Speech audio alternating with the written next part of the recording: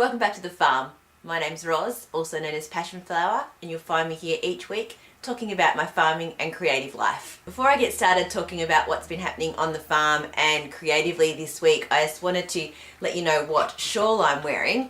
This is Flindra by Libby Johnson, also known as Truly Myrtle.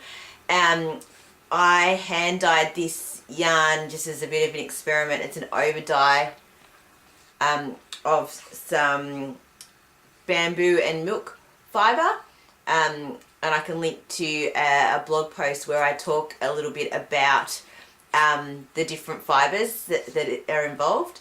So it's a huge snuggly wrap kind of shawl that's really nice to just snuggle up on a bit of a cooler day. So it's one of the things that I've had knit for a little while now and that I really enjoy taking with me when I need to snuggle up.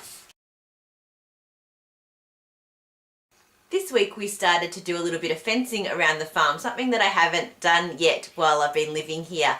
So we are expanding the living space or the yard space for Nasi, who you've seen in previous episodes. We are expanding his area out to be quite a large yard that includes all of our fruit trees. And then we will be building the chook shed that Seb and I talked about in episode 12 as part of that new expansion of the yard. We put in a guideline for the fence so that we got it straight, and then we went along and dug the holes. I think there was about 16 holes in total. Then put in each of the fence posts, decided where we're going to be putting gates in. So there's going to be a pedestrian gate at one end and then a large vehicle access gate at the other. Reinforced the sections where we were going to be putting in the gates at the start and the beginning, and then ran wire at the top and the bottom. The next phase will be to get chicken mesh and put that around the side that we just built, as well as the other two sides that are already existing fences, and then staple all of that together, and then it will be ready for Nasi. So it's still a little ways away in terms of being finished, but we did make some really good progress yesterday.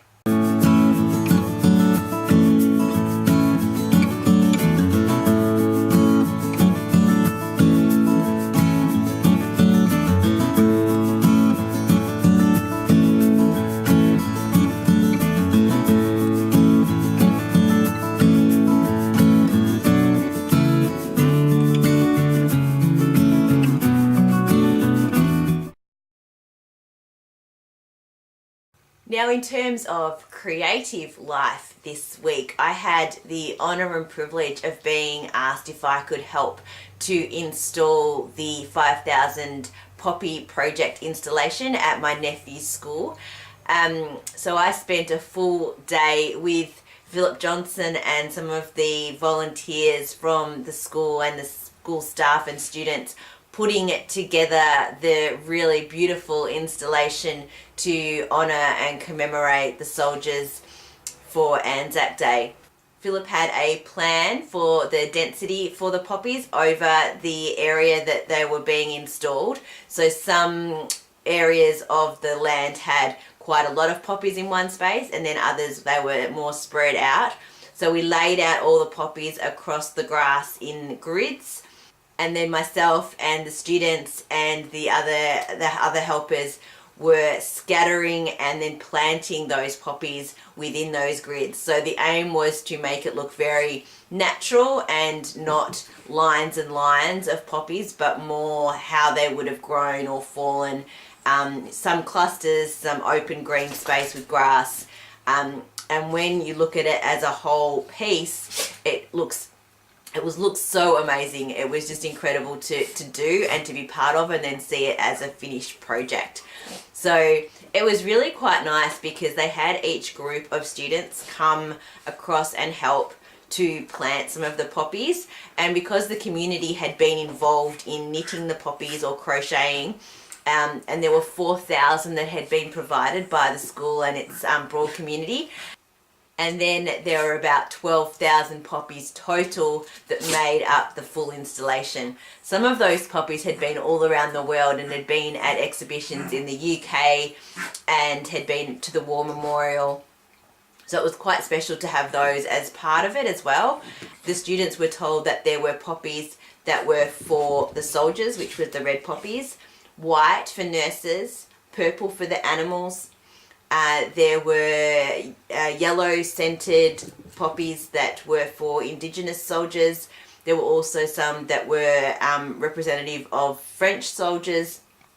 So it was not just all red, it was, but it was showing that there were all these different aspects of people coming together.